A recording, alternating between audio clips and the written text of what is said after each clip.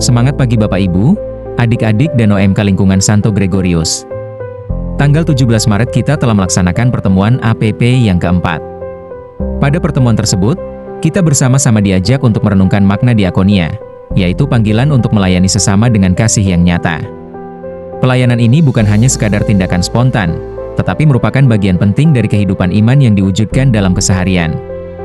Untuk memperdalam pemahaman tersebut, kita belajar dari pengalaman gereja perdana yang tertulis dalam Kisah Para Rasul. Dikisahkan bahwa jemaat awal di Yerusalem hidup dalam semangat kebersamaan yang luar biasa. Mereka saling berbagi, saling memperhatikan, dan berusaha memastikan bahwa tidak ada seorang pun yang berkekurangan. Namun, di tengah kehidupan yang tanpa harmonis itu, muncul sebuah persoalan. Beberapa janda dari kelompok Yunani merasa tidak mendapatkan perhatian yang sama dalam pembagian bantuan sehari-hari. Keluhan ini bukan hanya soal materi, tetapi menyangkut rasa keadilan dan kebersamaan dalam komunitas. Situasi ini menjadi titik penting.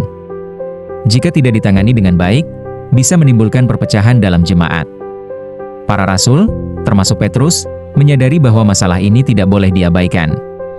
Mereka juga memahami bahwa pelayanan kepada sesama harus berjalan seimbang dengan tugas utama mereka dalam doa dan pewartaan. Dengan penuh kebijaksanaan, para rasul mengambil langkah yang terarah. Mereka menetapkan 7 orang yang dipercaya, penuh iman, dan berhikmat untuk secara khusus menangani pelayanan kepada jemaat. Di antara mereka terdapat Stefanus dan Filipus. Tugas mereka adalah memastikan bahwa pelayanan berjalan dengan adil, teratur, dan tidak ada lagi yang merasa diabaikan.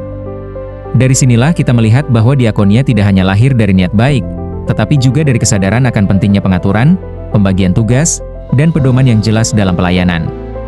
Melalui kisah ini, kita diajak untuk menyadari beberapa hal penting. Pertama, pelayanan yang didasari kasih tetap membutuhkan keteraturan. Niat baik saja tidak cukup jika tidak disertai sistem yang jelas. Kedua, pedoman dan pembagian tugas membantu mencegah terjadinya konflik.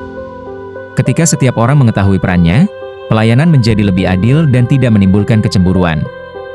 Ketiga, komunitas yang mau mendengarkan keluhan dan berani berbenah adalah komunitas yang bertumbuh. Gereja perdana tidak menutup mata terhadap masalah, tetapi justru menjadikannya kesempatan untuk memperbaiki diri. Keempat, pelayanan yang terarah akan menghasilkan buah yang baik. Dalam kisah tersebut, setelah pelayanan diatur dengan baik, jumlah jemaat semakin bertambah dan kehidupan komunitas semakin kuat. Sebagai umat di lingkungan Santo Gregorius, kita pun menghadapi dinamika yang tidak jauh berbeda.